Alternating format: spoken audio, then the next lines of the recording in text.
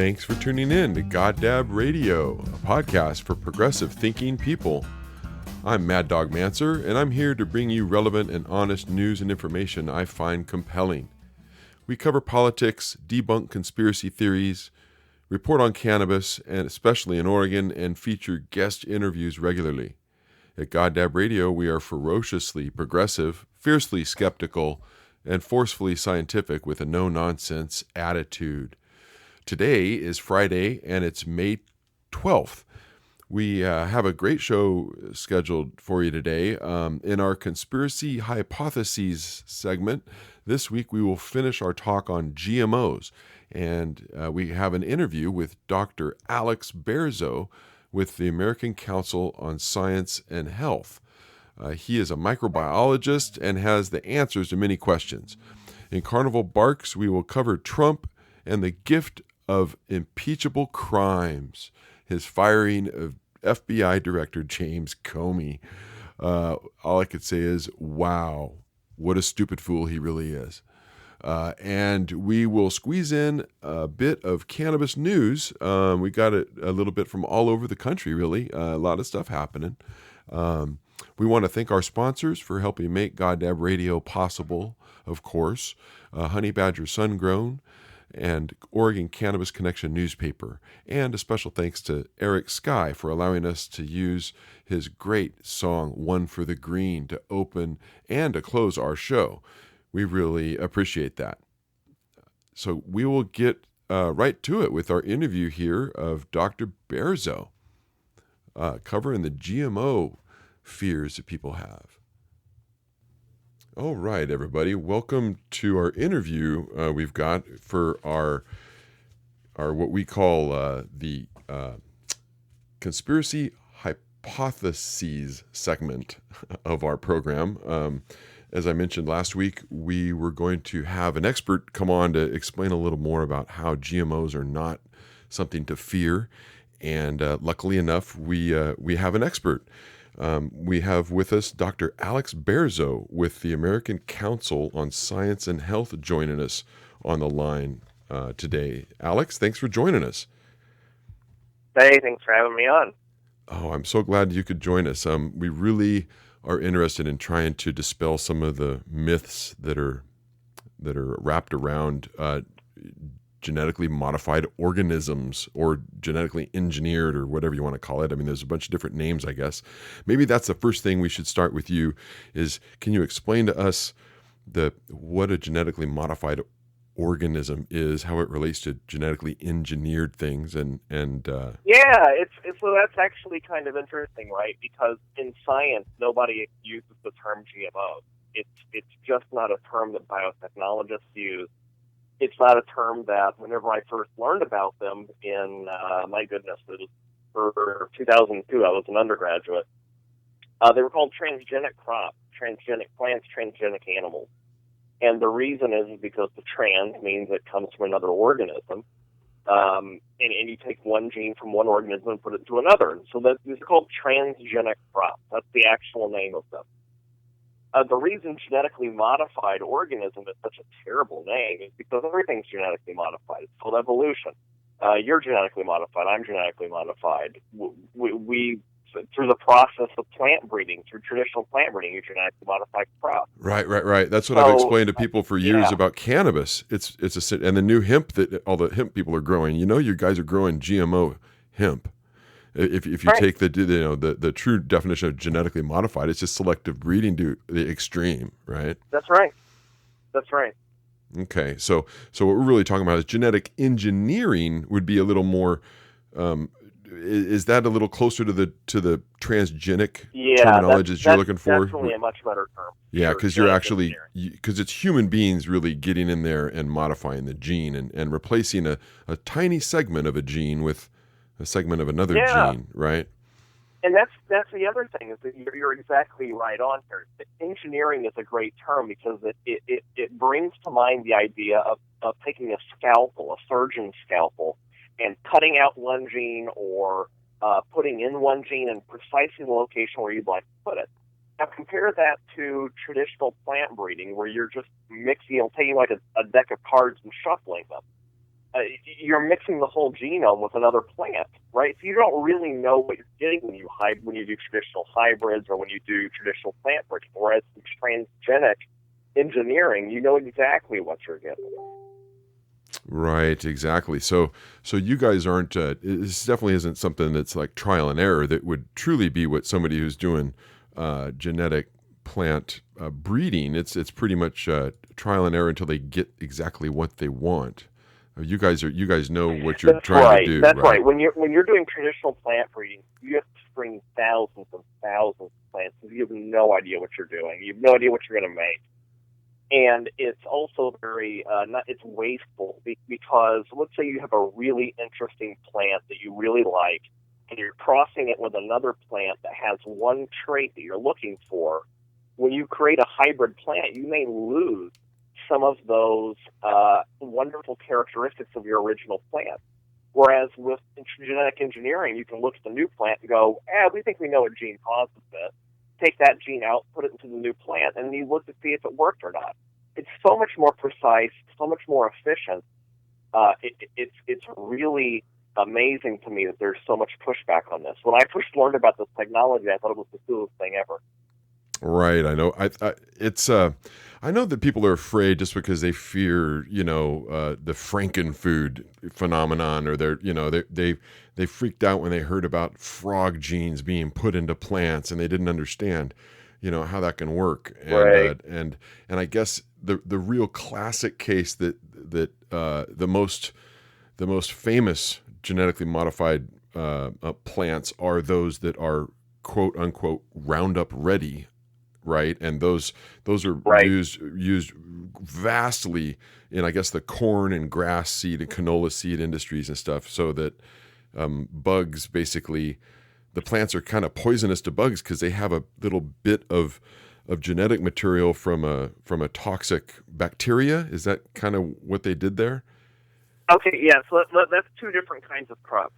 So there's one that's Roundup ready, and those are glyphosate resistant crops. And then there are crops that have Bt toxin inside of them. Okay, so that's the one that you're talking about here, right? That's a toxin from a bacteria called Bacillus thuringiensis. The toxin it produces is perfectly safe for human consumption because it's just another protein. So if you imagine eating a steak and the protein that's in the steak, your body treats it the same way. It's just another protein. Unfortunately for insects don't respond to that particular protein as well as we do. It kills insects. It's a protein that's an insecticide. But there's a receptor that certain types of insects, like caterpillars, butterflies, things like that eat these plants that are actually killed by this protein. But it's harmless to everybody else. Interesting. So they put this into the plant to literally make the plant less. And I know that Bt is a very common organic pesticide because they spray it on plants. Right. Absolutely. I mean, it's sprayed on plants. As people listen to my show know, we talk about cannabis, marijuana a lot because we're in Oregon, and that's what I do in my other job is cannabis paper. And Bt is something that I've been recommending people use to control the gypsy moth caterpillars that right. absolutely decimate your cannabis crop if you don't catch them when they get laid. And I say, well, really all you got to do is spray either side of a full and new moon. That was my technique. I would spray a day or two before and a day or two after a full and a new moon to make sure I caught all the little bugs that might be laid. And I never had any worm problems generally. And it works great. And I know that it is still, people still think, well, it's a pesticide, so I don't want it on my plant. But they just don't quite understand that it doesn't react to humans. It's really insect specific, so it's really safe for people to use. Or ingest. It's really quite amazing, right? Because that's when people think pesticide or insecticide, they think of a chemical that kills everything, and that's just not true. Right. And I'll give you an anecdote. We had some problems here with insects in our home in Seattle. So we called in an exterminator, and he comes in, he's spraying around everything, and I said, well, is this bad for us? And he goes, oh, no. He goes, it's fine. He said, this is in a an insect-specific insecticide. It's perfectly fine for you. And so I knew exactly what he was doing. He was probably putting something like, a BT toxin or something like that around that specifically killed a particular insect and left everything else alone, including humans. And so I felt great about it. And so that's the the benefits of what we learned about biology is that we can find toxins that specifically kill certain kinds of organisms, and that's what BT toxin does. Right, and that's your background. I didn't mention that to folks, I guess. Your microbiology PhD. That's right. So you know your stuff, and you understand the Yep. technology behind this, which is really critical for people to understand. I mean, a lot of people are just kind of afraid of science to a degree, and think it's out to get them, or they're not careful. It's something it's an analogy that people might get is that we eat chocolates, right? And we think chocolate's great, but what can we not do with chocolate? We can't give it to our dogs because dogs get sick, right? So it's just understanding basic biology. It's understanding that some organisms can eat something and be perfectly fine, and other organisms can't. And that's the same as true with chocolate, and it's true with BT toxins. That's true of plantains.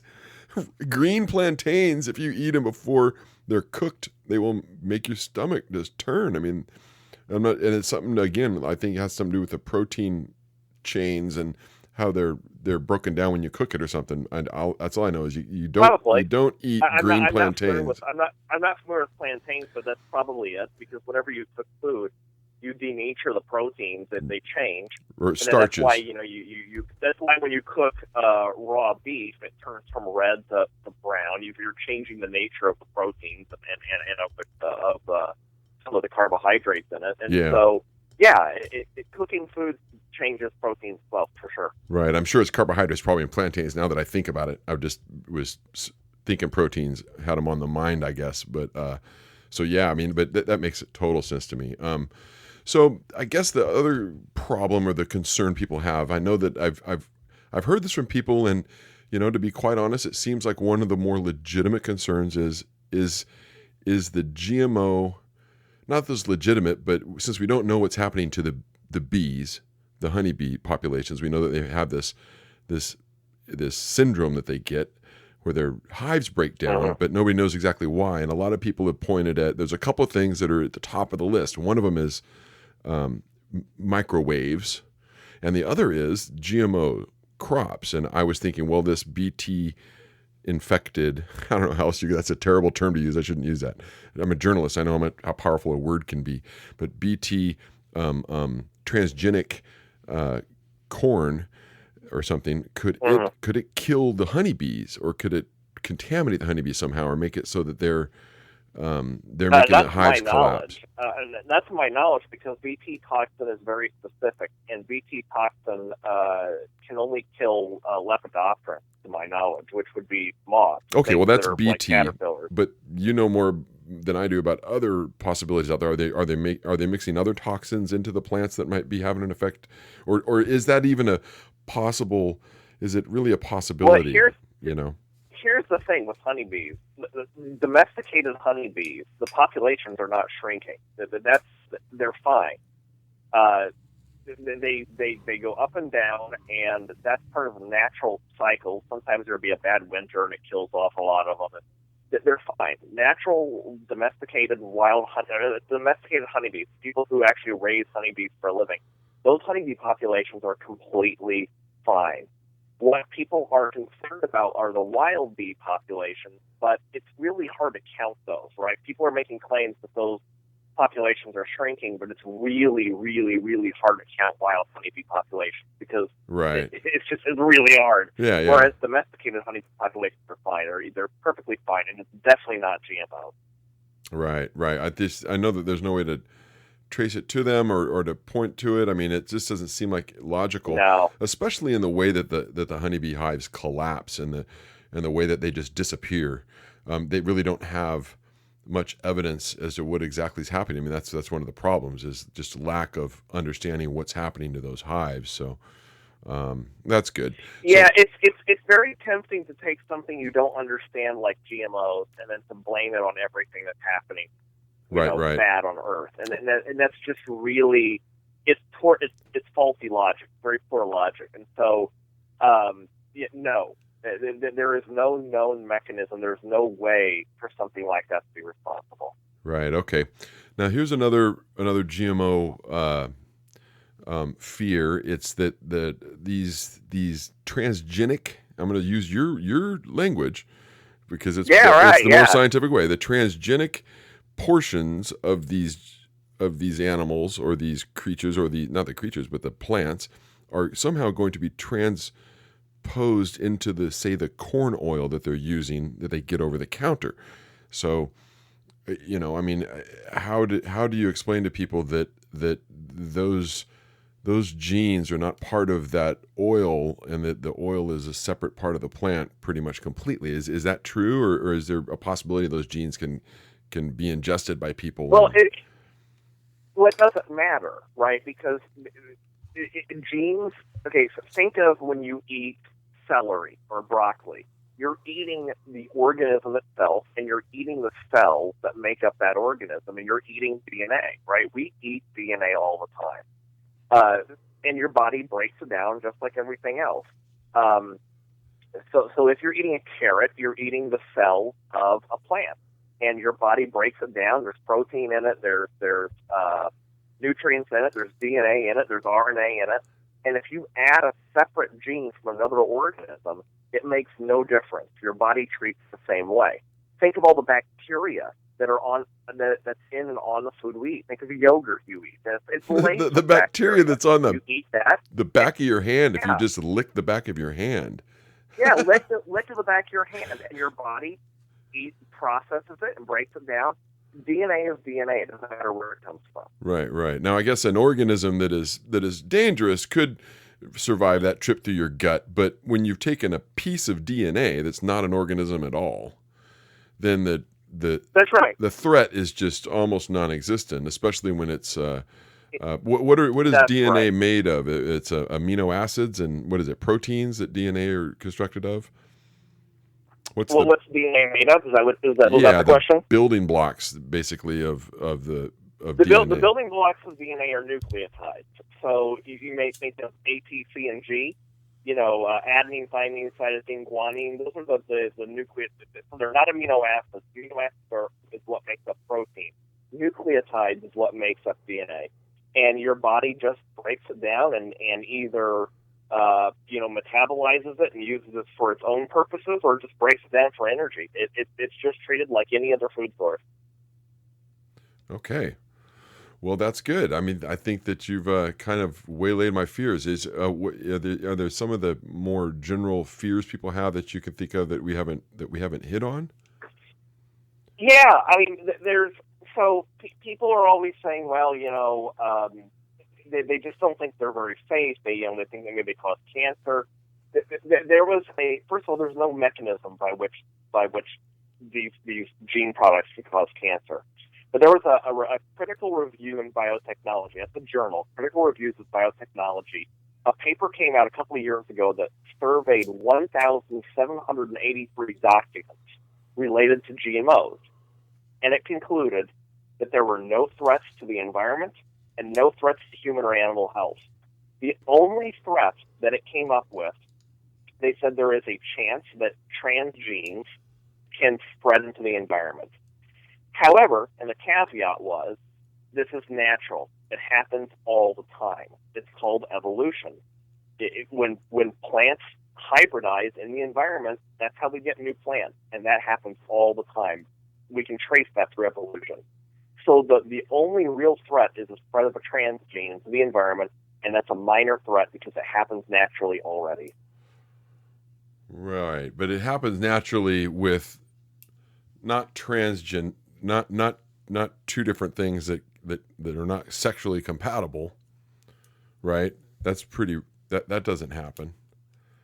I mean, what mutations do? I mean, you can have your cells. I guess you can have cells hit by gamma rays and just change your DNA. and then you've got a mutation that happens, and that can get passed on. I mean, to me, that's just as bad or worse, probably, than what you're doing, because I think what the scientists are doing for me is specifically targeting things that they know won't cause cancer, just because there's no logical conclusion to think they would. I mean, if you were targeting some sort of cell that is designed to latch onto something and infiltrate it, I mean, or something, or some sort of weird amoeba. I can just see some horror movie with, I mean, just, then, well, the thing is that they usually use genes that are well known or well characterized, right? And so, when these plants go through an approval process, one of the things that regulators look at is whether or not it comes from a source that's already well understood, right? So if you take a gene from, let's say, a strawberry, and you were to put a gene from a strawberry into another plant, well, we already eat strawberries. And so we know then that that's got to be a safe product because the DNA is from a strawberry. Right. And so this is some of the things that they look at. And trust me, the regulatory process, yes, it's considered quote-unquote voluntary, but every product that's a GMO goes through this process. So there's a lot of people that don't realize that there even is, they think that the regulatory process is just non-existent and that it's government controlled completely. And I try to explain, no, a lot of this regulatory process is set up by scientists because the government doesn't understand. All they do is enforce stuff and write it down and put it in print and then put it in books so people can read it. That's what the government does. They're not the ones that actually know what's going on. They have to hire scientists that know, the people that have gone to universities and studied this and are not controlled by the government per se. And then I always get the argument, but they're controlled by big business who pay their tab. And to that I say, well, that we've got to work against because, money is money. But I really, I don't think it influences science like people think. It's not really. If the government was controlled by big business, then things would move a lot faster than they actually do, right? Because the FDA is well known for slowing down the regulatory approval process. And, there was a genetically modified salmon that was sitting in the regulators, on regulators' approval desks forever. And the Obama administration actually delayed the approval of it because they thought it might hurt, their electoral chances. And so if it was really true that that big business controlled the government, things would be moving a lot faster than they actually do. Yeah, that's probably really true, which is why Donald Trump, unfortunately, wants to slash things. I think is just to make it easy for big business. But that's in our other segment we do where we yell about all the crap Trump's doing. So, and this week, of course, is going to be a doozy, everybody. So stay tuned for that because I'm just going to spend a half an hour ranting about FBI directors, crazy stuff that's going on there. All right, well, Alex, I think we hit on everything pretty well. I mean, I really appreciate you talking with us. You really cover a lot more than just GMOs, so I can talk to you about all sorts of stuff. I am your resource on all things biomedical, and the thing is, I'm just up the road in Seattle, same time zone. I love coming down to Portland, so I just consider me a resource you can tap anytime. Excellent. That would be fun. I would like to talk about the HeLa gene, not gene, I guess the HeLa. The cell line. Yeah. Cell line, right. From the African-American lady that had it taken from her without her knowledge, which is such shameful. But just to talk about what that actually allowed to happen and why it was so unique, I'd love to talk with people and have somebody who knows about that. And I bet you know about that. I do a little bit. Sure. Sweet. Sure. All right. Well, we'll talk about that then. I'll have to contact you. We'll do that in a couple of weeks. Alex. Wonderful. Alex from the American Council on Science and Health joining us, Dr. Alex Berzo. We so much appreciate having you on the show this evening. Thanks for coming on. My pleasure. Thank you so much. All right. Well, we really appreciate Dr. Berzo for being on. I think we're going to have him on for other things, anything biomedical. He said he's our go-to guy. So I really enjoyed speaking with him on that. And I hope that you guys learned something from that. Anyway, I think that we probably want to now go to our commercials for our sponsors. So let's put those guys on here real quick. At Honey Badger Sungrown, they care about providing natural products. There are no chemical pesticides and no chemical fertilizers used in their cannabis grow, and they are motivated with a passion for natural cultivation. They take pride in sustainable and environmentally friendly cultivation and produce their product on the beautiful Willamette Valley floor. Honey Badger Cannabis is available at a number of dispensaries, including Grow High Station in Portland and Stash Cannabis Company in Beaverton. Ask for Honey Badger Sungrown products at your dispensary. You can visit them online at www.honeybadgersungrown.com. Are you interested in cannabis? Do you work in the industry? If so, you should pick up a copy of the Oregon Cannabis Connection newspaper, available at over 380 locations across Oregon. We cover cannabis news and provide solid information on cannabis in Oregon and nationwide. Find us online at www.occnewspaper.com or pick up a copy at one of our distribution locations. We offer an interactive map on our website for your convenience. Oregon Cannabis Connection, connecting the cannabis community in Oregon since 2010. Now, of course, we need our sponsors to help with the show. And if you're interested in being a sponsor, contact us at goddabber@gmail.com. That's GODABBER@gmail.com. We'd love to have you be one of the sponsors for our show. And I think that we'll probably just move on here to cover some of the cannabis news that we had this week. Texas failed last night was the deadline, and they failed to get any bills through this session. They had a couple of bills, and one was on the calendar. HB 81 was on the calendar, and that was a legalization or a decriminalization, bill that would have made it just a citation for having an ounce of weed on you, and it didn't get a chance. And the other two bills failed to even get on the calendar. They kind of have a crazy fast deadline thing there at the end, and you've got to get it on or it doesn't make it. So Texas kind of got screwed. They do have a slight chance of getting them introduced as amendments on the back end with other bills. So we'll see how that goes. Then North Dakota, they raided a couple of places for CBD oil. It's kind of crazy, really. The Bismarck Police Department and their narcotics unit went in and raided two places, Terry's Health Products and Bisman Food Co-op, it was called. And they told them to take all of their CBD products off the shelves, and they bought samples of the products and took them to have them tested for THC and for CBD. And they told them that it's a Schedule I drug in North Dakota, CBD. So that happened. I mean, they were raided, not really raided. The cops didn't even take the product. They just told them to take them off the shelves. It's going to be interesting to see what the real CBD ratio is in those products. I've always been curious. I think they ought to have to be tested and prove what they've got in them. First of all, second of all, they're ostensibly sold as nutraceuticals, nutrition supplements that are pharmaceutical grade, I guess. But honestly, it is medical, and it needs to be treated like medicine, really. And they need to start having medical marijuana in all these states that have CBD, so they can have full function of all the benefits from marijuana.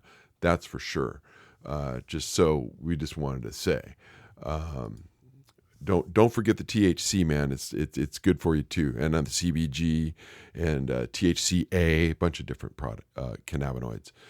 In Oregon, Senate Bill 1057 is up for a vote and has a number of bad provisions. I recommend that you call your representative and tell them to vote against it. Personally, there's a couple of good provisions in it, but they do not make up for all the bad crap. The Dash 23s especially, that are amendments that were basically what it consists of now. So I would say tell them to vote no. Unfortunately, it cleared through the Senate by a really wide margin.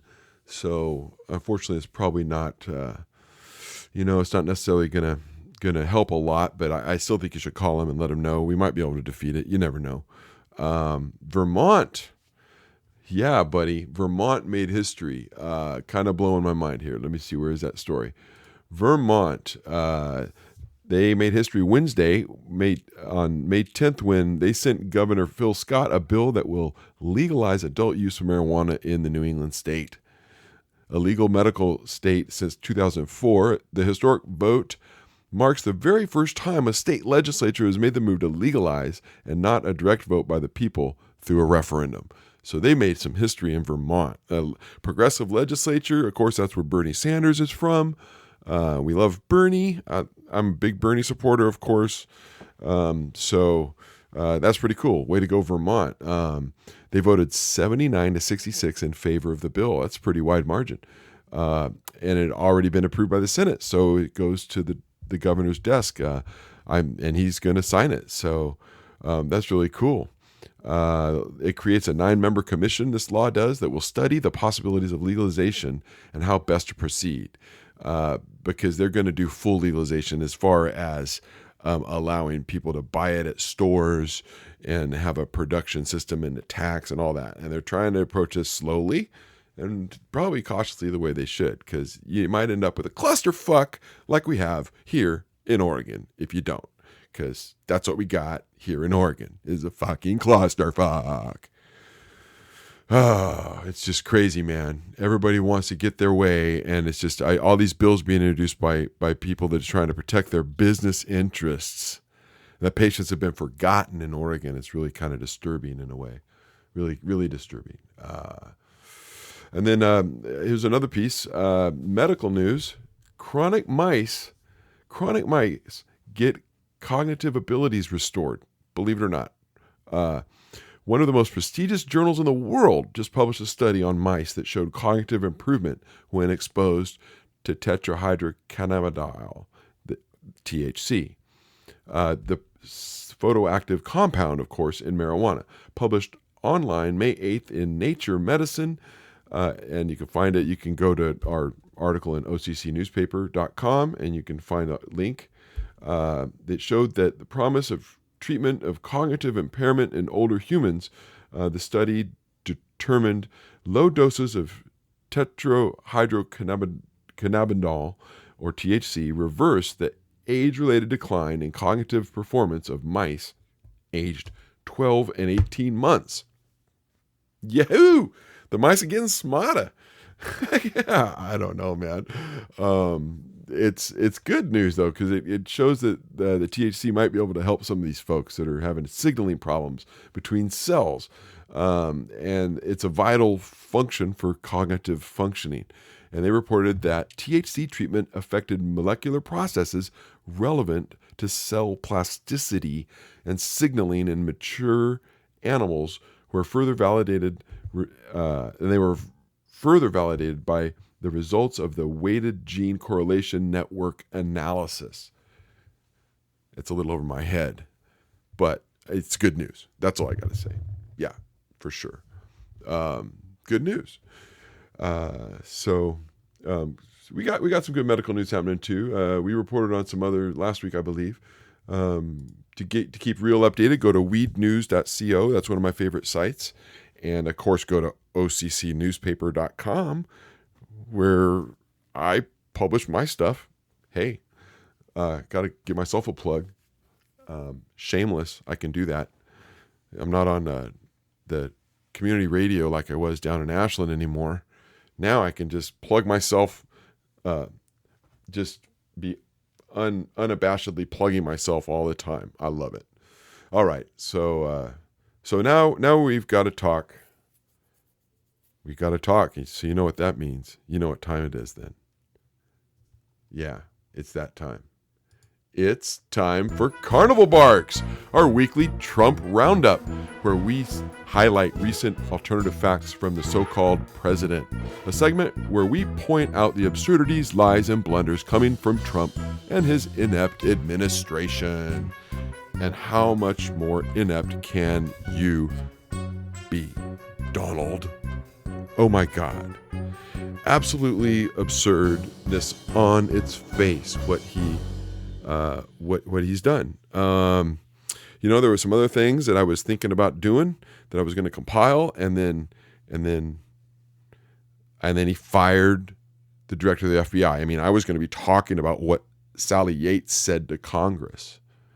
That was what I was going to be talking about. I was going to be talking about what Comey said to Congress. Recapping some of that because of what Sally Yates had said. I was going to be talking about what James Clapper said to Congress. All of that testimony is completely irrelevant at this point. We know there's an investigation going on. We know Trump doesn't want it to happen. And we know now that he doesn't want it to happen so badly that he fired the director of the FBI, who he was just praising a few months back for releasing the information about Hillary Clinton. And then, of course, one of the more disturbing parts of this, and another possibility, is Jeff Sessions stepped out of line by suggesting that Director Comey should be, in fact, fired, trying to cite Hillary Clinton's email and the whole screw up with Uma Abedin and Weiner and his laptop and the release of the emails, and that's the reason they fired him. Except Trump praised him for that. That wasn't the reason. Sessions should not have spoke up at all, because right now Comey is investigating the president, was ramping up the investigation for the president and his team and their ties to Russia. And Jeff Sessions said he was going to recuse himself from the Russia stuff. It's just absurd.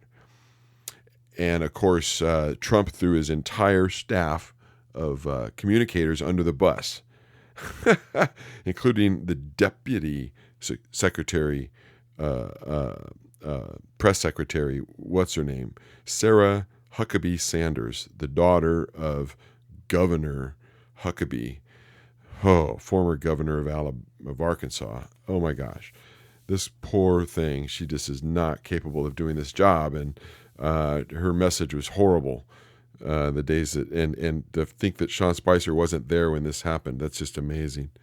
The president is absolutely reacting to things, but he's getting furious and reacting. It's just hilarious to watch this.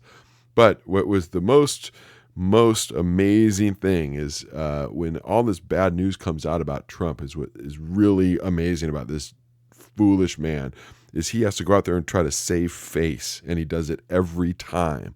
And for some reason, he thinks that he's going to be able to go out here and talk to a reporter one-on-one like Lester Holt and talk to Lester and try to explain to the American people the real reason, or at least, that's actually what he did. Instead of just trying to smooth things over, he made things way much worse. So bad that now there's reason to impeach him, because he basically admitted that he was firing the FBI director for the Russia investigation.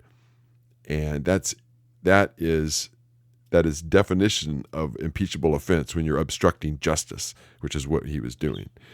But you know what? Let's just listen to that little bit from Lester Holt. Just a couple of minutes, just like a minute or two here of that interview with Lester.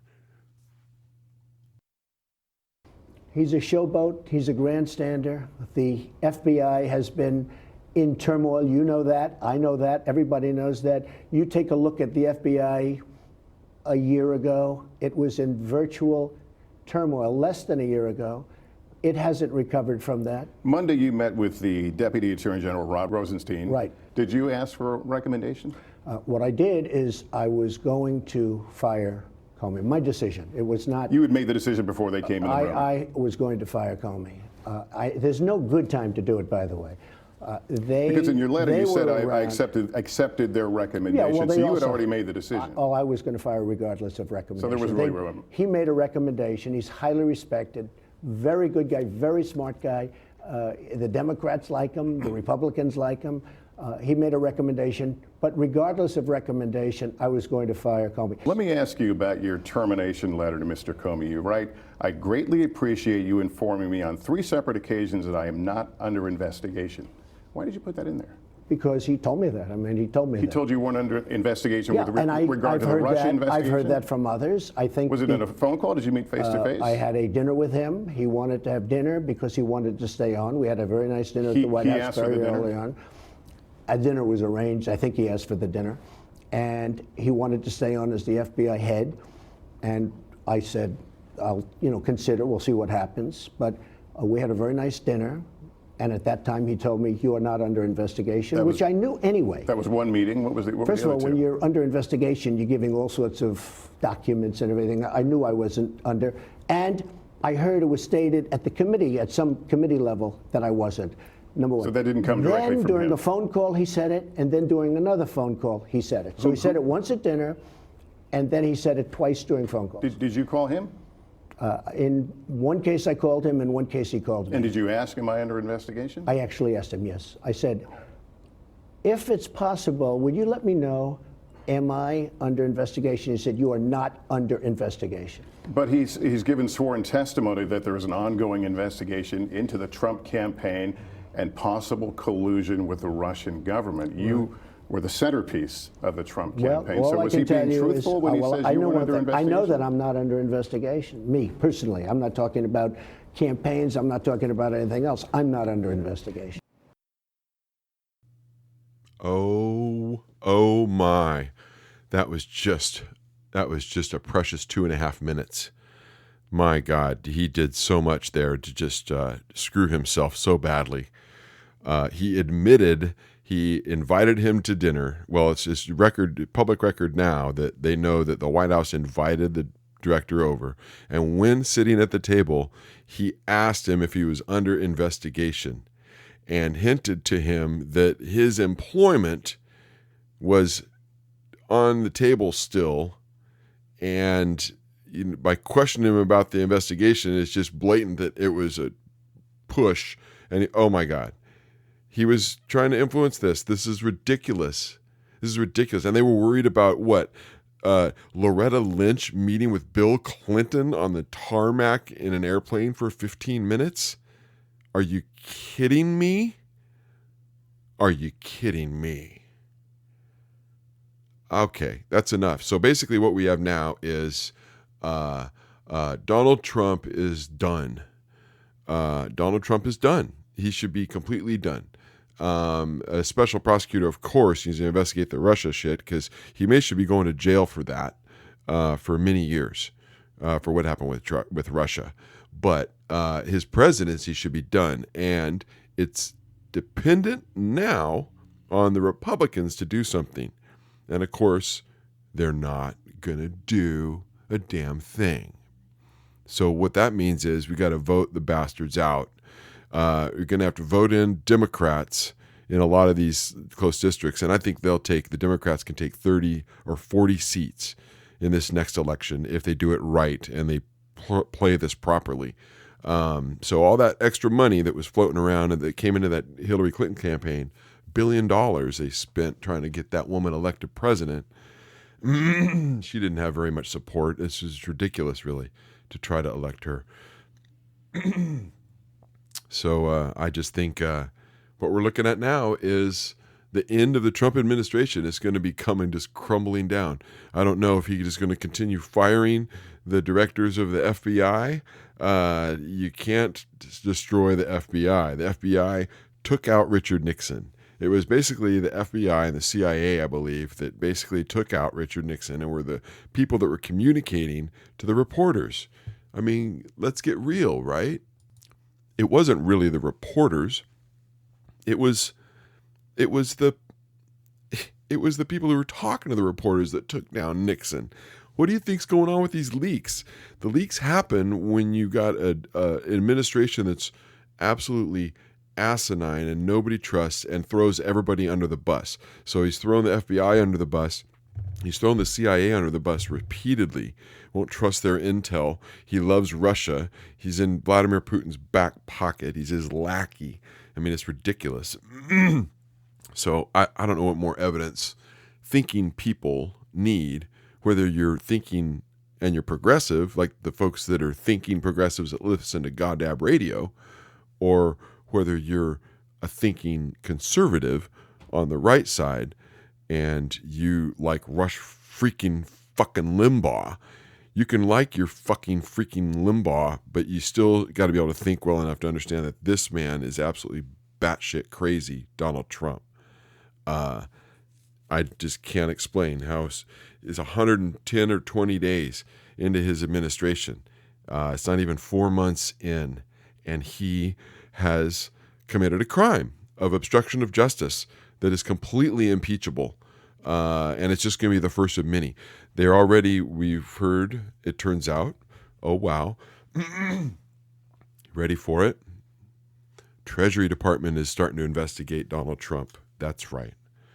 The Treasury Department getting involved, things are going to get dirty because the man is, there's just no possible way that he hasn't committed all sorts of crimes in the past. Now, you can impeach it. You cannot impeach him for crimes that have happened in the past.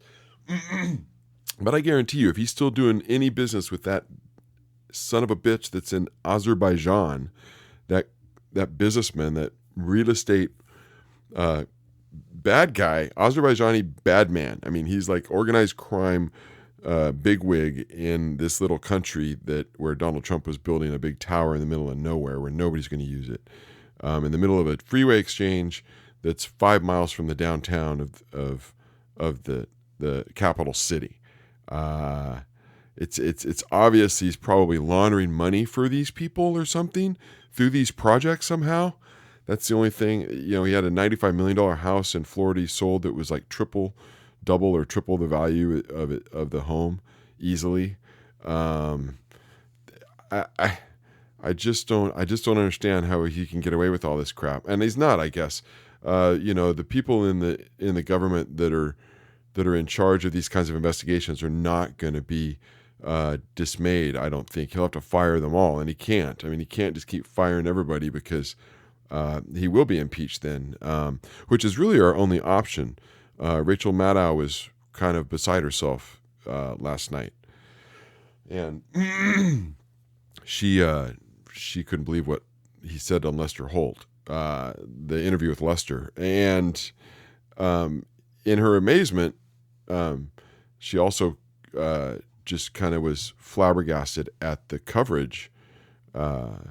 It's just been crazy. They're not covering any other stuff except this right now. I mean, none of the news outlets are covering anything but Comey, right? They're not doing any news. I don't even think if you turn in headline news, you're going to get news. You even on headline news, there's all sorts of crazy stuff on there that's not news oriented. So I don't know. Good luck in getting your news. Hopefully it's not just Facebook. There's a lot of great websites out there. Go hit them up. Politico, Huffington Post, New York Times is not fake news, people.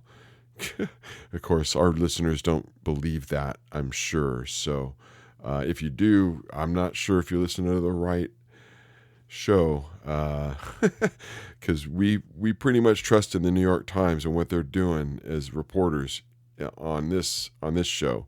The Washington Post, yeah, I trust in the Washington Post and the work they do. I trust in Oregonian and the work they do generally, although I don't think they dive deep enough into some of the problems, as is true with most journalistic endeavors. It never goes quite deep enough, right? So there is that. But then there's alternative news you can look to for some more slanted stuff. MSNBC, of course, is more up my alley as being the progressive person I am, and Vox, of course, as well, which is kind of even more out there. But there's quite a few that are considered a lot more mainstream. I suggest everybody check them out. Don't just listen to Goddab Radio for your news. You're going to be missing out on a lot, of course. Gosh, I wish I had such an audience that people get their news from Goddab Radio, #1 source in America. Yeah, that'd be great. Let's aim for that, folks, right? All right. That's going to be it for the show for this week. A little bit abbreviated. That was enough Trump talk. I've been busy. I got some stuff to do. So I hope you enjoy the show, folks. And make sure you check us out every Friday at 3 p.m. You can get us at www.goddabradio.com. Or, of course, you can find us on iTunes, TuneIn, iHeartRadio, Google Music Play, all of the typical sources. If you go to our website, just hit the big orange subscribe button and give us your name and your email, and we will send you the podcast every week. I hope you enjoy the show again, and I'm Mad Dog Manser, your host, and join us again next week. Have a good one, folks.